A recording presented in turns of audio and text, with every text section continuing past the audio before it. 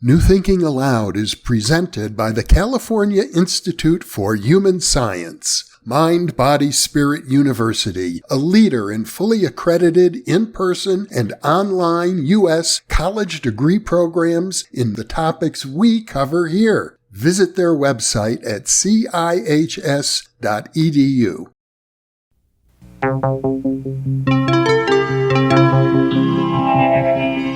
Thinking Aloud.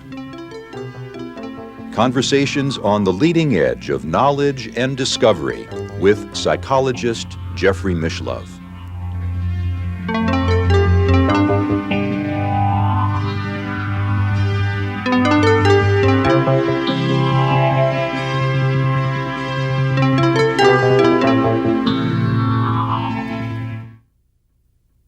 Hello and welcome. I'm Jeffrey Mishlove.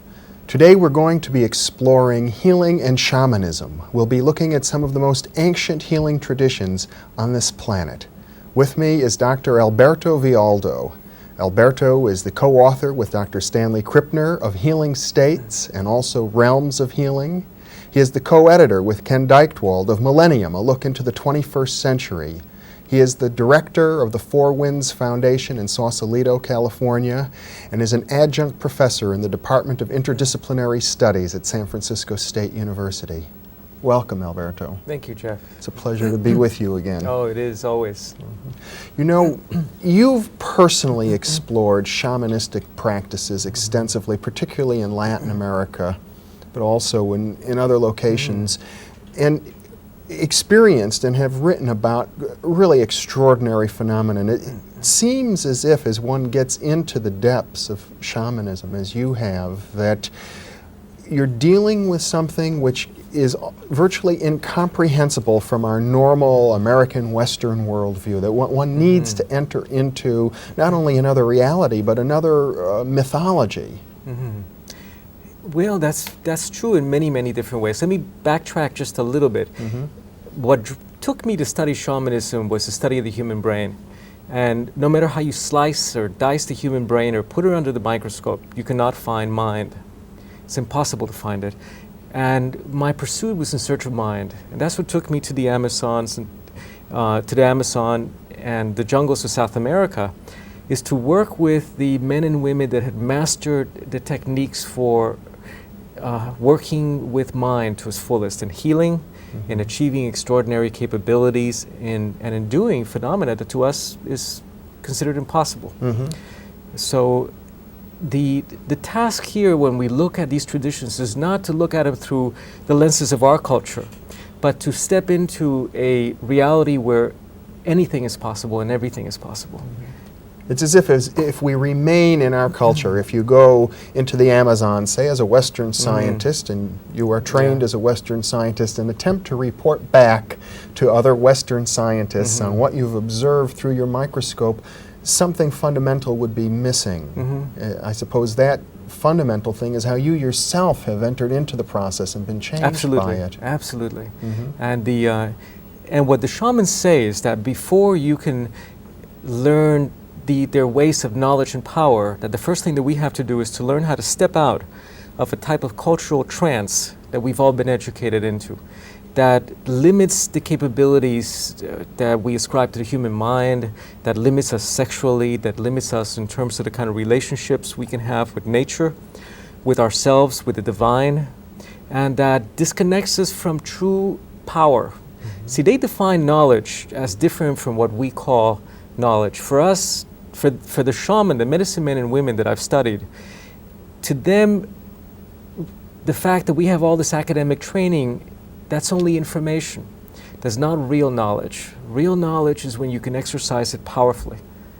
When you can, for example, they say that our approach to study of knowledge is that we cannot understand how the cosmos works until we understand how a blade of grass works, how chlorophyll transforms light into energy, and how capillary action takes chlorophyll up and down the leaves of this grass. is the Western world. This is the Western world. That we start by breaking things down into their smallest components. Absolutely. And that you cannot understand the cosmos until you understand the workings of a blade of grass. Well, the medicine man and medicine women say that you cannot understand the workings of a blade of grass until you understand the workings of the cosmos. It's a completely different approach to knowledge. Until you're able to not only understand the forces of nature, but interact with them, make rain, create sunshine when it's overcast. Until you can exercise power, all that information is useless. It's not truly knowledge. And that power also has to do with healing yourself and healing others, as well as in some cases hurting others, because this power can also be used for sorcery, for black magic, for causing evil. It comes down at the end to the sense of ethics, of course, of the individual. We know from the Western point of view, shamans were originally thought of as schizophrenic people who were basically would be viewed in our culture as nutcases. And then later on we said, no, they're not just schizophrenic, they do have extraordinary powers, but it's all sorcery, it's sort of low level, it's not elevated spiritually the way our Western religions are. And yet I get a sense, particularly from reading your books, that the shamans see themselves as healers, not just of individuals, but healers of the planet as a whole, healers working in behalf of Mother Earth with whom they feel extremely connected. And that seems to be, as I read in this area, the strongest point that comes through. That's it. That's the basis of shamanism, is to become a caretaker of the earth. But they point out that you cannot become a caretaker of the earth until you are able to muster personal power. And until you can do that, everything else is theory.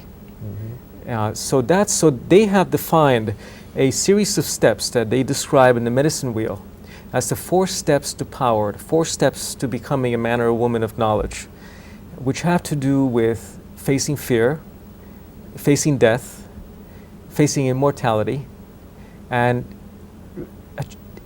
claiming and achieving the possibility of exercising vision, discovering the power of vision, which is not only the vision to see through the cracks of time or space, which is one of the abilities that they cultivate, but the vision that's involved in envisioning the person that you're healing as healed.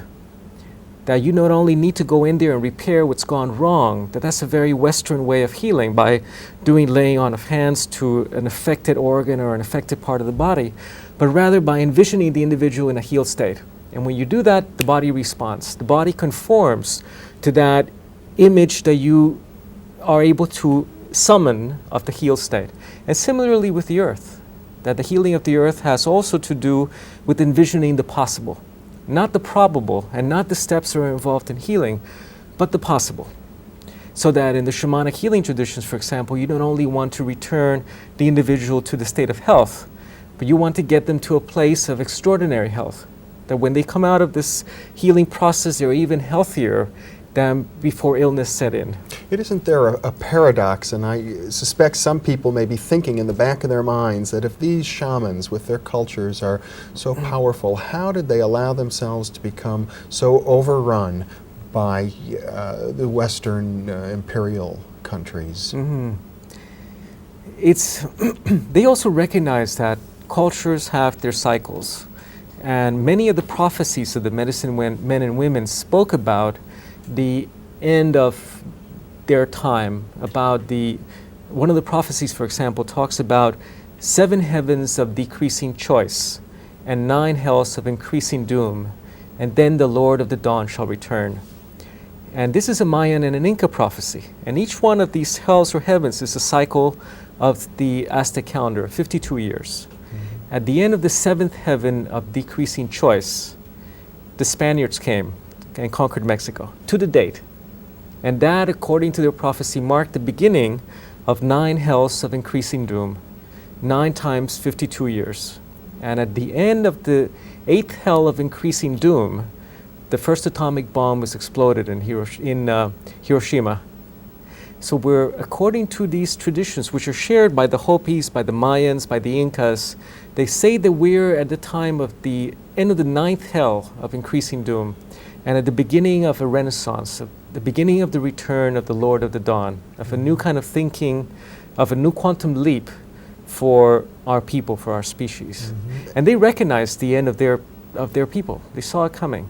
And that was just one of the cycles, like in the fall, the leaves return back to the earth from the tree. So the work perhaps that you're doing, which is bringing Americans and bringing Europeans to the shamans in Latin and South America to receive initiation and to receive training by them, is also part of this larger cycle, perhaps. In some way, it's a returning of these traditions of knowledge to the West.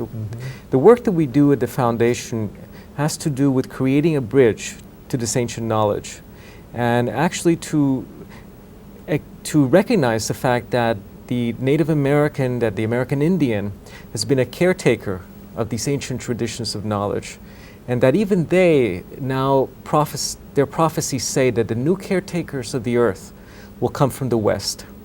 And as they hand this tradition of knowledge to us, who are the new caretakers of the earth, that we must also not only cultivate them, but take them even to places that they themselves did not. Now, in your writings, Alberto, you have described events which I might call parapsychological, but as a parapsychologist myself, I would say they even exceed what we generally see in the parapsychological literature. They border on or might be considered miraculous. I wonder if you could talk about these, because to me they somehow get at the heart of things. Well, they're miraculous only because they're foreign to us. They're foreign to our way of thinking. Let me stay with the shamanic model and these 4 steps of power. The first step has to do is the work of the South, and it's associated with the spirit of the serpent, where you learn how to shed your past, to erase your personal history, but not the way that we do it psychologically, which is to shed one painful event of our past at a time, but to do it the way that the serpent does it, the way the serpent sheds his skin, and to learn at the same time to walk with our bellies against the Mother Earth, to be close to the earth again. The second step is the work of the South, the work of the jaguar. And it's a place where you come to lose fear. And you lose fear through a very ancient ceremony of symbolic death, where you come to meet your death. And it's not talking about what it would feel like to die, or closing yourself off in a sealed box and going underground for a couple of days. No, it's done in a place of power. For example, let me tell you one of my experiences. We were in Machu Picchu, about to enter the city of light of the Incas. And according to their traditions, you could not enter Machu Picchu until you had died, until you were a person that's already dead, that has no fear of death.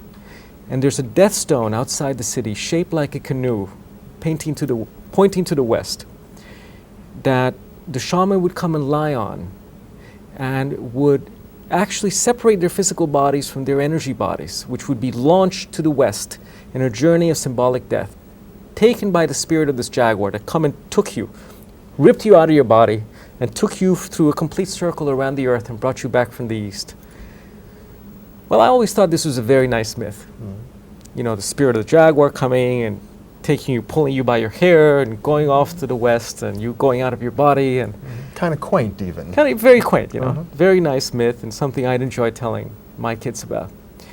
Well, the first time I did this, I laid down on the stone, and this old medicine man I was with looked at me and he said, "Alberto, belief is not something that is based on proof, like your science says.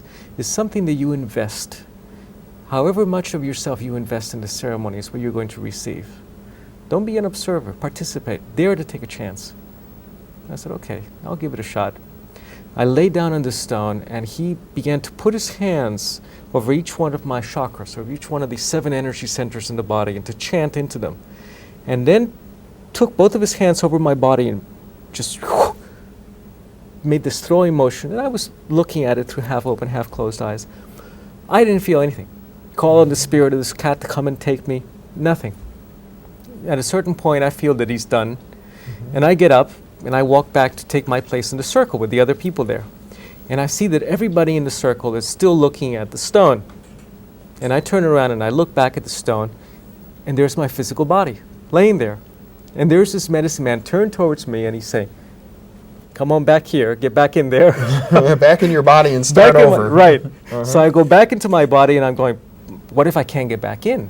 You know, I'm at the same time very curious and intrigued, and then getting a little nervous at the same. So I wiggle back into my body, and he says, "Okay, you can get up now." And that was how the experience manifested for me. Not this archetypical mythical journey with the jaguar, but from my own cultural perspective, was a separation of my essence, of my energy essence from this material covering, and which can only happen when you lose your fear of death. Because death is the glue that binds these two together. And fear is, according to their legends, is the greatest enemy of the shaman. And once you let go of fear, you can begin to truly receive those lessons of immortality. Until then, it's just a thought. Until you really experience it, disengaging from the physical and being conscious in that state, then everything else is just information, is not knowledge. So this is the kind of experience that the shamanic traditions are the custodians of. Absolutely. And they have a tremendous amount to teach us today, I feel, in terms of how we can live our lives more fully, more powerfully, and in closer communion to nature and to the divine. But there are many, many other experiences, it's that defy our concepts of reality. Well, what you seem to be saying is that the particular phenomena isn't what's essential, because anything could happen, and it might be anything, and many, many things are reported, that there's somehow a journey of the individual, of the person, towards, as you've described it, knowledge and power, which is the key to this path. Yeah, absolutely. Another example is what frequently people, when I do programs or when we do training programs at the Four Winds Foundation, we're talking about healing. They ask us to teach them healing techniques. And I tell them that, excuse me, that there's no such thing as a healing technique. That the same technique that you use to heal someone, you can use to kill someone. That the technique is not it. That the same energy that you can use to bring healing to someone, you can use the exact same movement, the exact same gesture to kill someone. In fact, some of the best healers that I've studied have been the voodoo priests in Haiti. And they're like attorneys today. They'll make the case for whatever side pays them the most. They'll even do voodoo on you by, shutting down one of your energy centers in your body so that your immune system begins to malfunction. And then they'll put the word out in the community that they're the ones who did the job on you, so you come and pay them to undo it. And but it's the exact same technique. In other words, you're saying that working with this type of energy might be like working with electricity. It's indifferent to absolutely our sense of ethics. But from our perspective, which is a very logical, rational one, we look at techniques. If you do this, healing will happen. And I've seen so many cases where people with the best intentions have begun to channel energy to someone else and have ended up doing sorcery, hurting someone. Because it's not the technique, it's the development and the ethics and the intent of the person who's doing the healing. And if you look at it from the perspective of the shaman, perspective of the feminine, which is not so rational and logical, is not the technique, is the degree of vision and of consciousness that you bring into the healing process. Intention somehow seems to be intention and integrity. Crucial. In other words, if you're not in your own nature a nurturing individual, then the techniques which you might be taught won't really heal. Yeah. For example, I remember years back when I was practicing and working with people more directly, I worked with a number of people that were cancer patients that had gone to see a psychic healer who had done laying on of hands on them. And what happened is that the cancer had metastasized all over their body, because cancer loves energy. It just is spread all over the body. And here again was an example of trying to do spiritual healing from a Western allopathic medical perspective. Instead of 10 milligrams of medicine, we'll do 10 minutes of laying on of hands. Instead of looking what the cause of the situation is. And the cancer got healed. It got right. The cancer did great. Yeah. So it points to looking at what the underlying causes are. What transformational journey must that person undergo to recover their health? How must they heal themselves? Because in shamanism, all healing is self-healing. And as you know, all healing truly is self-healing. And the shaman tends to look at the spiritual cause then of illness. It tends to look at the spiritual cause and also at the journey that the person must do to recover their soul. They say that illness is set in because you've lost part of your soul somewhere in the past. It could be a spot where you suffer from fright, for example, and part of your soul fled. Or to translate that into our setting, it could be maybe it was a relationship where you lost part of your spirit, part of your juices, where you became jaded in some way. You lost part of your life force. And to go back and recover that before healing can fully take place. It sounds like what we're getting at is some sense of the integrity of the person. No, it's the integrity and with a sense of responsibility. Responsibility for not only healing ourselves, but for healing the earth, for caretaking the earth. But I have found that this model that we spoke about, the medicine wheel, and the 4 steps of erasing your personal history, of shedding your past, so you're no longer, your present is no longer created by the momentum of your personal past, of facing fear, and of facing the fear of death, and going beyond that, of coming to a direct communion with the divine is the work of the North, coming to direct communion with the masters, not following anybody else's footsteps, following your own, settling for nothing short than that direct experience of the divine. And then the work of the East, of being able to be a visionary, to hold that image of the possible for yourself, for your community, for the species, for the planet, that at that point the individual is not only healed, but he's becomes an example of what perhaps our species is becoming in the future.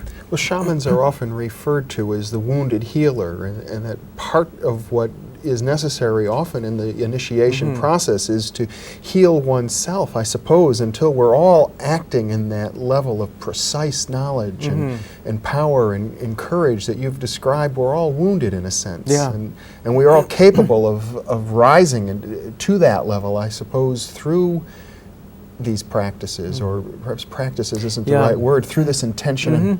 But look at another example. You know, I was trained in psychology, and psychology tells you that you're not fully complete until you resolve this issue with mommy and daddy. Right. You know, until you can reconcile yourself with your mom and forgive her, and for abandoning you and ripping you off her breast, and all these complicated theories that we create around this. Shamanic traditions say that you can never ever fully be reconciled with your mother until you bond with the great mother, with the Mother Earth. In fact, we're never going to solve this mommy issue, you know, until we can connect with the great mother. You'll never resolve this issue of relationship with Father until you connect with the great Father, with the great Spirit. And they have rites of passage and rituals that allow us to make this bond with the earth, to learn how to think globally and planetarily. I get the sense that the shamanic tradition has really a more fully evolved model of optimal human functioning than in psychology we talk about the well-adjusted human being, which is a far cry, I should think, from the man or woman of power that the shamans speak of. Yeah, absolutely. It's not a well-adapted individual, but an individual that dares to take a chance, that dares to make a fool out of themselves. And in fact, I often think what the first shaman must have been like. What that first woman or man who perhaps came back to the tribe with a burning stick that they picked up from the site where a lightning bolt had struck a tree and brought fire back to the community. That person's neurological circuitry, their brain circuitry must have been rewired in that instant. And they must have taken a quantum leap that their tribe would not take for another 1,000 or 2,000 years. And similarly, in the past, the shaman, the prophet, the visionary has been an individual who's been an example of who the rest of the community would become 1,000 or 2,000 or 5,000 years down the line. They were the first myth makers, the first scientists, the first careful observers of nature. And whereas we've been working with the human mind for, less than a century now? They've been working with the human mind for 100,000 years. So rather than viewing the shaman as sort of a vestige of some savage and primitive worldview, you're suggesting that, in truth, they're harbingers of the future evolution of humanity. Absolutely, that they have developed methods, techniques for not only looking through this crack between the worlds into the future, into looking at the mechanisms of destiny, but in the process of looking at them, as quantum mechanics, quantum physics tells us, they actually begin to influence that. They begin to influence the course of destiny. And today we're, as you know, in extraordinary need of visionaries, of individuals who can envision a possible future. Not the probable future of pollution and nuclear holocaust, but what's possible for us. Well, as we're beginning to face global ecological issues, it seems to me that the vision of the shaman, of us working together, healing the planet, and getting in touch with our tribal sense of connectivity there is a very positive one for humanity. Absolutely.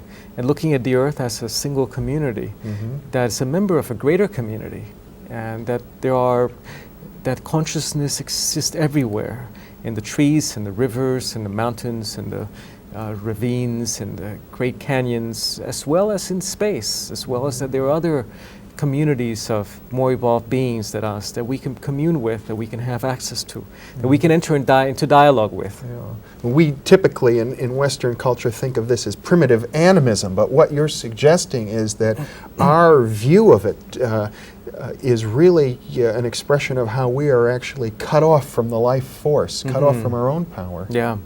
The word animism itself is an interesting word. Animism, it comes from anima, comes from the soul, the feminine, and it refers to a time when the world was enchanted, when trees had spirits, when clouds had spirits, and you could speak to them, you could dialogue and interact with them.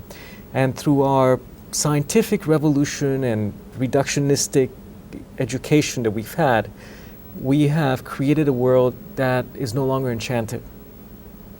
And I think that one of the tasks that we have today is to re-enchant the world. It's the re-enchantment of the world, like Morris Berman says in his book, is to, again, perhaps not to be at the peril and at the mercy of the spirits of the trees or of the clouds or of the rocks that are going to take your soul away. We're beyond that. The human brain has evolved to a place where we no longer need to be adrift in the sea of superstition that our ancestors were. Because there was a tremendous amount of fear that we were exposed to, whether we call it the devil or the spirit of the rock. But we're now in the position to recognize the magic of the planet that we live in, of our own lives. What you're suggesting then is that in order to escape from our fear of these psychic powers, we disenchanted the world rather than confronting that fear internally, which is truly the act of the shaman. That's the path of power of the shaman, right there. Alberto, it's been a real pleasure having you here with me. Yeah, I have to say I really admire the way in which you've been able to combine this ancient lifestyle into that of a modern international citizen. Thanks so much for being with me. Thank you, Jeff. And thank you for being with us.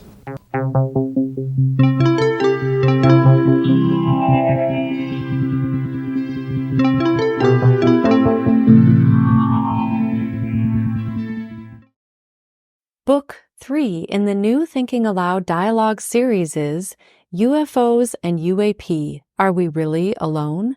Now available on Amazon. You can now download a free PDF copy of issue 7 of the New Thinking Aloud magazine or order a beautiful printed copy.